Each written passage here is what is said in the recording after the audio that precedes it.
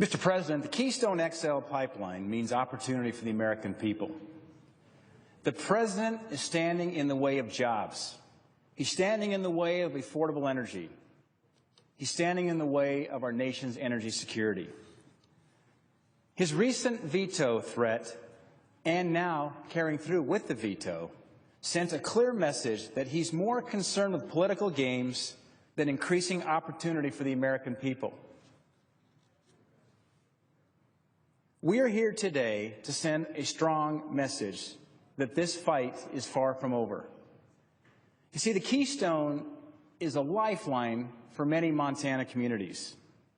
In fact, the Keystone enters the United States through Montana, and that's why I'll keep fighting to get this project moving forward. In fact, in our state alone, the state of Montana, the Keystone Pipeline means $80 million to Montana counties and schools per year. $16 million per year of that goes directly to our Montana university systems. This is how we can continue to fund our infrastructure, our schools, our teachers. A couple weeks ago, I got a call from Ryan Miles. He's the business manager for the Operating Engineers Local 400 in Montana. He told me the Keystone XL pipeline will create 300 good-paying jobs for his union members in Montana. And like most Montanans, Ryan's scratching his head. He doesn't understand why the President is standing in the way of these good-paying union jobs. A while back, I was in my pickup traveling in eastern Montana in the town of Glasgow. I stopped by the Norval Electric Co-op. Now, this co-op supplies electricity to a few thousand Montana families in northeast Montana. They told me over a cup of coffee that morning that they will keep electric rates flat for the next 10 years if the Keystone Pipeline is approved. Now, why is that? That's because the Norval Electric Co-op is supplying the electricity to a couple of the pump stations on the Keystone Pipeline. That extra volume of electricity will help keep costs down for everybody.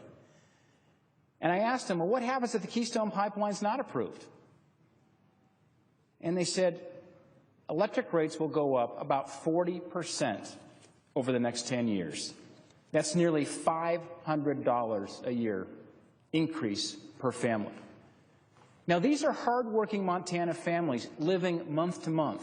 These are senior citizens living on fixed incomes, where we can hold their utility rates, their electric rates, flat for the next 10 years by passing the Keystone Pipeline and building it. Well, what about North America energy independence? Up to 830,000 barrels a day of oil will be transported through this pipeline. Now, contrary to what the President has said, 100,000 barrels a day from the Bakken, which is shared between North Dakota and Montana, will be put into that pipeline close to Baker, Montana. The President was just given 4 Pinocchios by the Washington yesterday for claiming that the Keystone Pipeline bypasses the U.S. I'd like to have the President come out to Montana. I'll pick him up in Billings. We'll drive out in my pickup, and I'll show him where the proposed siting is for the Baker on-ramp, where 100,000 barrels a day of made in Montana, made in North Dakota oil will enter the Keystone Pipeline. The people of Montana, the people out in the Bakken region, know that the President's claim is absolutely false. Now, with gas dropping under $2 a gallon out where I'm from, that's been a welcome change for many, many hardworking Montana families. And why are gas prices dropping? That's because we're seeing more made in America energy. And again, this lowering in gas prices will result in approximately a $750 a year savings for the average American household. And that's a good thing. But rather than hitting pause on our energy production, it's time to encourage it. Just this morning, we were reminded today by Israeli Prime Minister Netanyahu that we are living in an increasingly dangerous world. You know, our energy security isn't just about jobs and low energy prices. It is directly tied to our national security.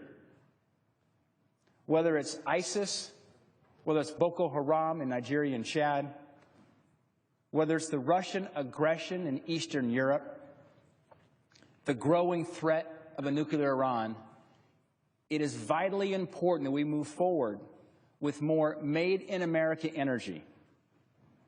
Because many of these regions that are filled with turmoil supply much of the world's oil and natural gas. I remember just a year ago when we were having some challenges, and we looked at the numbers of what's going on in the Ukraine. Nearly 40% of the natural gas that is supplied to Europe comes through pipelines going through the Ukraine.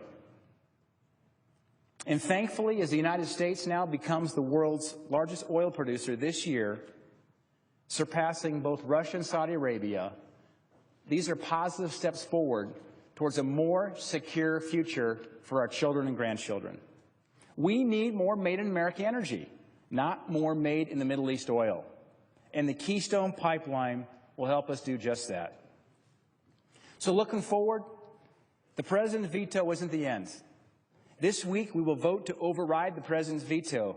I hope we can get 3 or 4 more senators on board this veto vote, and we can do it here in the Senate. I call on my colleagues on both sides of the aisle. It was encouraging to see a good bipartisan vote here in the Senate and over in the House in support of the Keystone Pipeline. Let's stand together. Let's stand with the American people and override the President's short-sighted veto.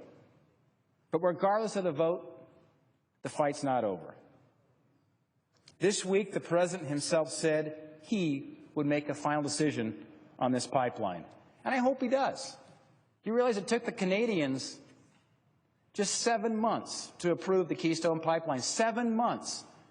It's taken our President now over 6 years without approving the pipeline.